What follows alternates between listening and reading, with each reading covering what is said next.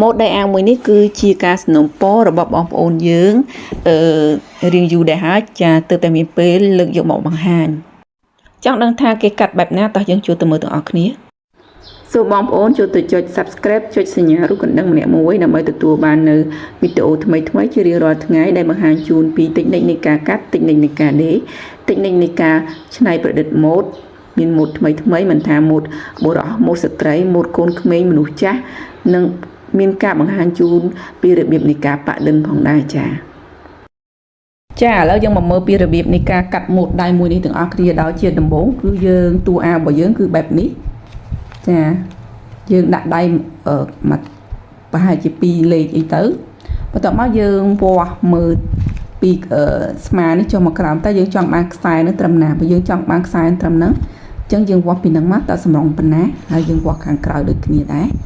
ចាឥឡូវនេះដៃរបស់ខ្ញុំបានកាត់ពុំរួចហើយគឺខ្ញុំយកសម្រងប្រវែងនេះពេលដែលយើងតម្លាក់ទៅគឺវានៅត្រឹមនេះអញ្ចឹងណាចាហើយអាតតឹងនេះគឺយើងយកចាតតឹងនេះយក8លេខណានេះខ្ញុំយក8លេខបើបងប្អូនស្រឡាញ់តូចអាចយក7លេខអីទៅចាហើយបើស្រឡាញ់ធំក៏យកលើនឹងទៅសាច់ចិត្តទេបងប្អូនតែខ្ញុំគិតថាយក8លេខនេះគឺមិនល្មមហើយចាបន្ទាប់មកយើងយកកណាត់របស់យើងចាបត់ជា4ដោយសារដៃយើងមួយខាងវាមានដាក់បូនឹង2ចាអញ្ចឹងយើងត្រូវការកណាត់បត់ជា4បន្ទាប់ពីយើងបត់ជា4ហើយយើងយកពុំមកយើងយកមកដាក់ពីលើបែបហ្នឹងមកចាប្រសិនបើបងប្អូនមានចម្ងល់អ្វីអាច comment នៅខាងក្រោមវីដេអូបាននាងខ្ញុំរីករាយនឹងចូលទៅឆ្លើយតបរាល់ comment បងប្អូនទាំងអស់ចាអរគុណច្រើនតើមកយើងច្រាប់កដាលបែបនេះដើម្បីយើងចំណាំវាពេលដែលយើងលេភ្ជាប់នឹងស្មារបស់យើងចាបន្ទាប់ពីយើងធ្វើការកាត់ដៃអារបស់យើងរួចរាល់ហើយយើងចាប់ផ្ដើមធ្វើការដេរជីបពីមកសូមបងប្អូនចូលទៅចុច Subscribe ចុចសញ្ញារូបកណ្ដឹងម្នាក់មួយដើម្បីទទួលបាននៅវីដេអូថ្មីៗជារៀងរាល់ថ្ងៃដែលបង្ហាញជូនពីតិចនិចនៃការកាត់តិចនិចនៃការដេរតិចនិចនៃការច្នៃប្រឌិតម៉ូដមានម៉ូដថ្មីមិនថាម៉ូដបុរសម៉ូដស្ត្រីម៉ូដកូនក្មេងមនុស្សចាស់និងមានការបង្ហាញជូនពីរបៀបនៃការប៉ាក់ឌិនផងដែរចាយើងដេរអញ្ចឹងហើយមកបន្ទាប់មកយើងយកទៅដាក់លើស្មាអារបស់យើង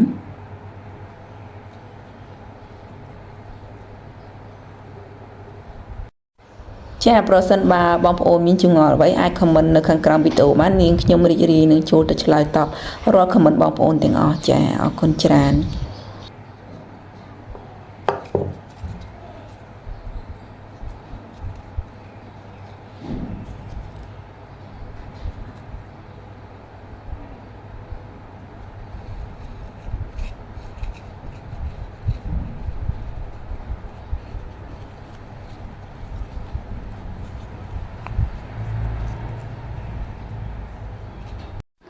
សូមបងប្អូនចូលទៅចុច Subscribe ចុចសញ្ញារូបកណ្ដឹងម្នាក់មួយដើម្បីទទួលបាននៅវីដេអូថ្មីៗជារៀងរាល់ថ្ងៃដែលបង្ហាញជូនពីតិចនិចនៃការកាត់តិចនិចនៃការដេរតិចនិចនៃការច្នៃប្រឌិតម៉ូដមានម៉ូដថ្មីមិនថាម៉ូដបុរសម៉ូដស្ត្រីម៉ូដកូនក្មេងមនុស្សចាស់និងមានការបង្ហាញជូនពីរបៀបនៃការប៉ាក់ឌិនផងដែរចា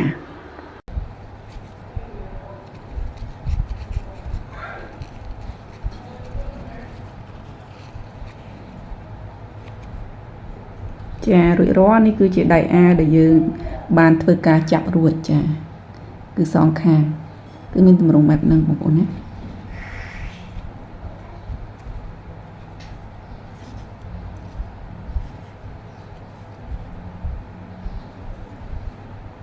តោះមកយើងយកទៅដេរដាក់លើដៃអារបស់យើងមក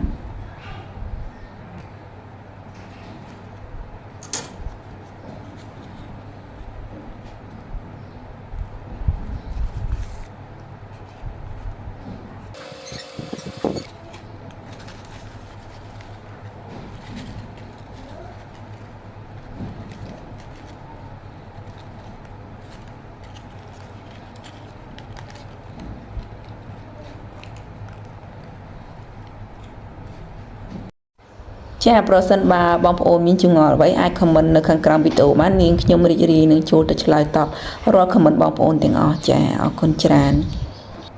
ចានេះយើងបានភ្ជាប់ជាមួយនឹងដៃអាវរបស់យើងរួចរាល់ហើយគឺមានទម្រង់បែបនេះចាបន្ទាប់មកយើងធ្វើការពាត់ស្លឹកវាមក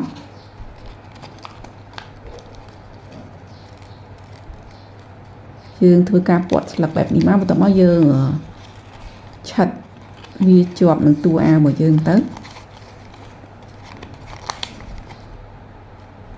ចាកន្លែងនេះគឺយើងពាត់ធ្វើមិនមកមើលទៅស្អាតគិតថាតំណងចាយើងពាត់វាមកតមកយើងធ្វើការឆិតប្រកបពីខាងក្នុងអានេះដោយសារវាជាឧទាហរណ៍អញ្ចឹងខ្ញុំ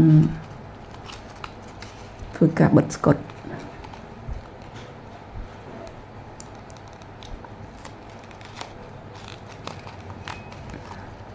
តែសម្រាប់ជាក់ស្ដែងគឺបងប្អូនត្រូវឆិត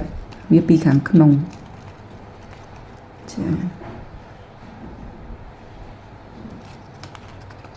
តមកយើងឆិតខាងក្រោយ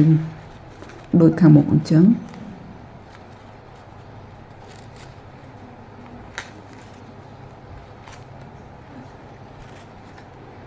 កន្លែងនេះកន្លែងដែលឆិតពាត់នេះយើងជាល្អយើងដាក់លើម៉ានីកាំងពេលយើងធ្វើជាក់ស្ដែងគឺយើងដាក់លើម៉ានីកាំងដើម្បីយើងលៃមើលទៅឃើញស្អាតចាយើងងាយស្រួលស្មានថាដាក់ប៉ុណ្ណាស្អាតអញ្ចឹងអានេះដោយសារខ្ញុំឧទាហរណ៍អញ្ចឹងខ្ញុំរៀងពិបាកជាងធ្វើជាក់ស្ដែង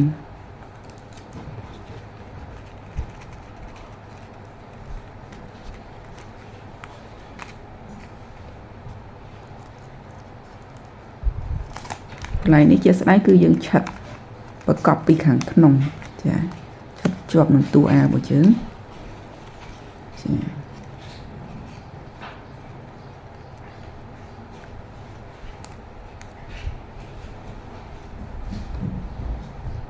ចាឥឡូវការដំឡើងម៉ូដដៃអាវមួយនេះគឺបានរួចរាល់ហើយគឺមានទម្រង់បែបនេះបងប្អូនចាយើងមើលពីលើគឺបែបនេះនេះគឺខាងមុខហើយនេះគឺខាងក្រោយហើយនៅពេលដែលយើងធ្វើជាស្ដែងគឺយើងដិននៅតាមនេះអាកន្លែងឆ្នូតនេះចាយើងដិនតម្លាក់ប្លិចមកចាដិនតាមនឹងមករួចជាការស្រេចអានេះខ្ញុំបង្ហាញតែពីរបៀបនៃការដំឡើងដៃអាវនឹងទេនិងរបៀបនៃការកាត់ម៉ូដដៃអាវនឹងចាអញ្ចឹងសម្រាប់ការដិនការអីបងប្អូនយកទៅដិនបន្ថែមខ្លួនឯងចា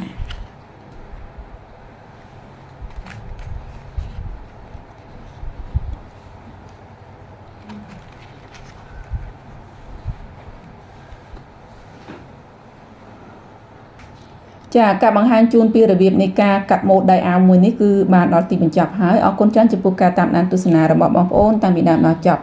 ជូនបងប្អូនជួបតែសំណាងល្អរកទទួលទានមានបានហេងគ្រប់ក្រុមគ្រួសារ